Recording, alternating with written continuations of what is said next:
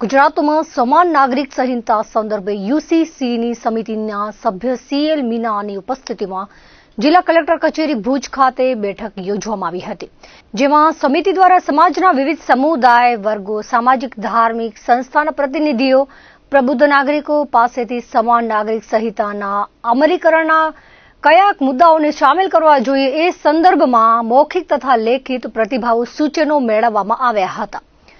સમિતિના સભ્ય સીએલ મીનાએ કહ્યું હતું કે ગુજરાતમાં સમાન નાગરિક સંહિતા લાગુ કરવાની જરૂરિયાતનું મૂલ્યાંકન કરવા માટે સુપ્રીમ કોર્ટના ન્યાયાધીશ રંજના પ્રકાશ દેસાઈની અધ્યક્ષતામાં એક સમિતિની રચના કરવામાં આવી છે।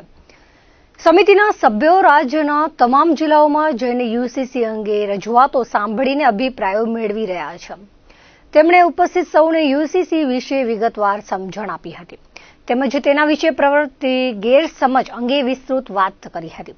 સમાન નાગરિક સંહિતા કોઈ જ્ઞાતિ કે સમાજના વિશેષ વર્ગને ટાર્ગેટ કરતી નથી, ઉપરાંત તે કોઈ ધર્મ કે સંપ્રદાયના રીતિ રિવાજને પણ સ્પર્શતી નથી। આ સમિતિએ ઉપસ્થિત પ્રબુદ્ધ લોકોને સમાન નાગરિક સંહિતાના કારણે ધર્મની સ્વતંત્રતા, લગ્ન પદ્ધતિઓ અંગેની વિવિધ ઉદ્ભવેલી ભ્રાંતિઓથી આશ્વત કર્યા હતા। યુસીસી ભારતીય સંસ્કૃતિ અને તમામ ધર્મોને આદર આપે છે।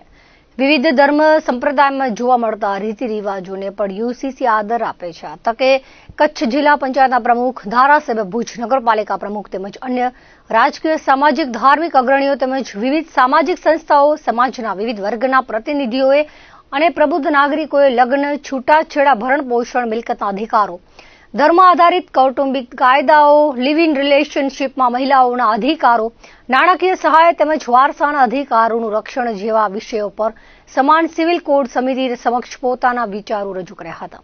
આ બેઠકમાં જિલ્લા કલેક્ટર, પશ્ચિમ કચ્છ એસપી, પૂર્વ Kutch SP, Gandhidham municipal commissioner, નિવાસી અધિક કલેક્ટર, ડીઆરડીએના ડાયરેક્ટર તેમજ સંબંધિત વિભાગના અધિકારીઓ, જિલ્લાના પ્રબુદ્ધ નાગરિકો, વકીલ મંડળના પ્રમુખો, સામાજિક કાર્યકરો, વિવિધ સંસ્થાના અગ્રણીઓ, કોલેજના આચાર્યો, ધાર્મિક સંસ્થાનોના પ્રતિનિધિઓએ ઉપસ્થિત રહી સમાન સિવિલ કોડ અંગે પોતાના મંતવ્યો રજૂ કર્યા હતા।